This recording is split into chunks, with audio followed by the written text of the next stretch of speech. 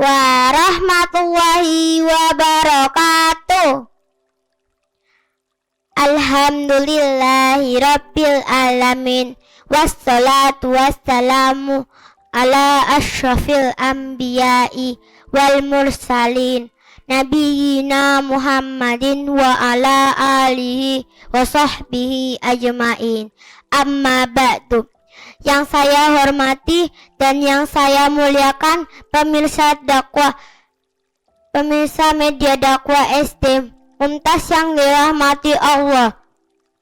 Marilah kita bersyukur kepada Allah Subhanahu wa taala atas nikmat dan karunia-Nya yang telah diberikan kepada kita sehingga kita bisa dapat melaksanakan ibadah di bulan Ramadan ini dengan baik. Salawat serta salam daimaini mutalazimaini semoga tetap terlimpahkan kepada baginda Rasulullah SAW yang telah mengantarkan kita minadz-zulumati ilan nur, dari zaman kejahiliahan menuju zaman pencerahan, yaitu ad-dinul Islam. Pada kesempatan yang berbahagia ini, mohon saya izin memperkenalkan diri. Nama saya Langit Ayu Pramudita, biasa dipanggil Langit. Saya duduk di kelas 3C Mumtaz SD Mumtaz 1 dan SD Muhammadiyah 1 dan 2 Taman. Saya akan memberikan sedikit kultum tentang murka Allah terhadap anak yang durhaka kepada orang tuanya. Sobat Mumtaz yang dirahmati Allah Ta'ala, sebagaimana kita ketahui bahwa ridho Allah Subhanahu wa Ta'ala terletak pada ridho kedua orang tua, dan murka Allah Subhanahu wa Ta'ala juga terletak pada murka kedua orang tua. Betapa mulianya posisi ayah dan ibu, sampai-sampai Rasulullah SAW mengatakan bahwa dosa karena durhaka kepada orang tua adalah dosa terbesar kedua orang setelah dosa syirik menyekutukan Allah Subhanahu wa Ta'ala. Sebab itulah kita sebagai anak diwajibkan untuk selalu taat serta berbuat baik kepada kedua orang tua kita. Dilarang berbuat durhaka kepada keduanya karena akan mendatangkan azab dari Allah Subhanahu wa Ta'ala. Ada beberapa sikap yang dilakukan oleh seorang anak terhadap kedua orang tuanya, dan itu dapat dikategorikan sebagai perbuatan durhaka, antara lain: pertama, bermuka masam di hadapan orang tua. Menampakkan wajah cemberut dan bermuka masam saat di hadapan kedua orang tua adalah termasuk perbuatan durhaka.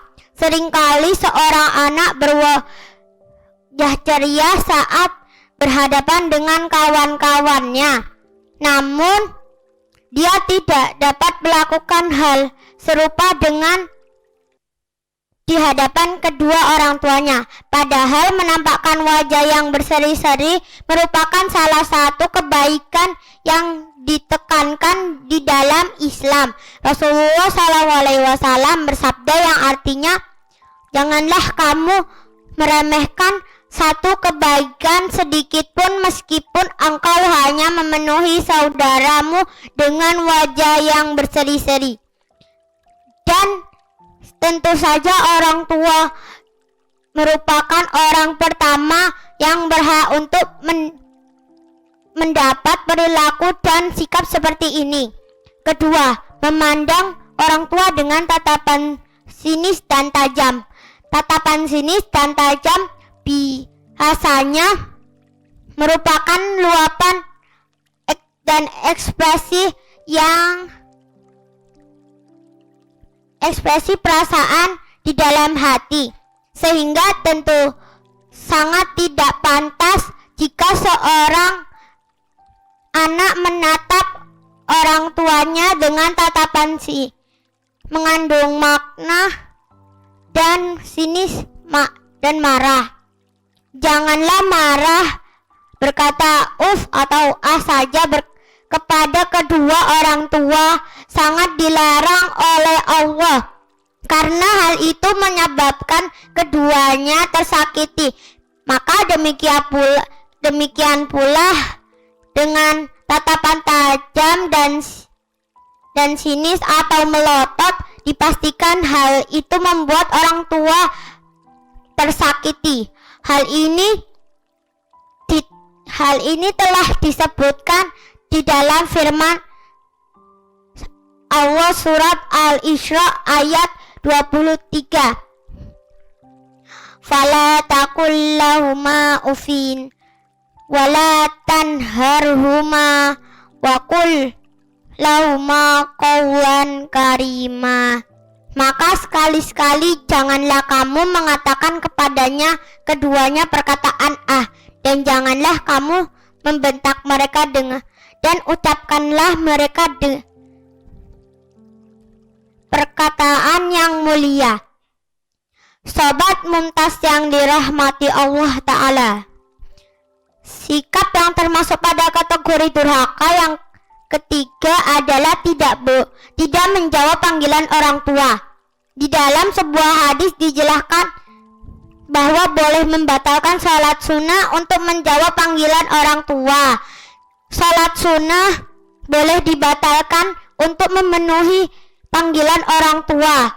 Maka sesungguhnya ini menunjukkan bahwa hak kedua orang tua sangatlah besar kepada anaknya. Keempat, meninggalkan suara atau memotong perkataan orang tua dengan kasar. Meninggalkan secara berlebihan atau memotong perkataan orang tua dengan kasar tidak sopan. Semua orang berakal pasti sepakat dengan hal itu sangat buruk dan mencerminkan rendahnya rendahnya akhlak dan budi pekerti seorang. Lalu bagaimana jika hal itu dilakukan kepada ayah atau ibu yang seharusnya dimuliakan dan dihormati? Tentu saja mengangkat suara di hadapan mereka atau memotong pembicaraan mereka termasuk sikap durhaka, apalagi jika itu membuat mereka sakit hati dan tersinggung. Sikap ini juga bertentangan dengan perintah Allah yang menyuruh untuk bersikap sopan, berkata lembut kepada kedua orang tua. Orang tua sebagaimana akhir ayat 23 yang barusan saya baca tadi. Pada kalimat qaulan karima yang artinya adalah perkataan yang lembut, baik, indah, sopan, penuh hormat dan tasmi. Sobat Mumtaz yang dirahmati Allah Ta'ala, sikap anak yang termasuk pada kategori durhaka yang kelima adalah menunda memenuhi permintaan kedua orang tua. Misalnya, orang tua meminta sesuatu kebutuhan, si anak dengan berbagai alasan menolak atau mengulur dan menunda dengan berbagai alasan, mulai dari alasan kerja, capek, apalagi malas dan dan sebagainya. Atau bisa juga memenuhi permintaan bantuan kedua orang tuanya, namun melakukannya dengan berat hati dan disertai omelan. Tentu ini merupakan sikap yang tercela dan termasuk kedurhakaan kepada orang tua. Keenam, mencela dan mencaci maki kedua orang tua. Mencaci maki dan mencela kedua orang tua merupakan dosa besar. Mencaci maki kedua orang tua terjadi secara langsung maupun tidak langsung. Menghina dan mencaci maki kedua orang tua secara tidak langsung adalah seorang menghina orang tua lain, lalu orang tersebut membalas. Dalam hadis dikatakan termasuk dosa besar adalah seorang melaknat kedua orang tuanya. Ditanyakan kepada Rasulullah, bagaimana mungkin seorang melaknat kedua orang tuanya? Nabi bersabda, seorang menghina ayah orang lain, lalu orang tersebut membalas menghina ayahnya atau mencaci ibunya orang lain, kemudian orang tersebut membalas mencaci maki ibunya. Hadis riwayat Bukhari dan Muslim. Sobat Mumtaz yang dirahmati Allah, demikian yang saya dapat, yang saya sampaikan. Kurang lebihnya saya mohon maaf yang sebesar-besarnya. Semua dikarenakan saya masih tahap belajar di SD Mumtaz. Semoga Allah Subhanahu wa taala menerima segala amal ibadah kita di bulan Ramadan ini, mendapat ampunan Allah Subhanahu wa taala. Amin ya rabbal alamin. Akhirul kalam. Wassalamualaikum warahmatullahi wabarakatuh.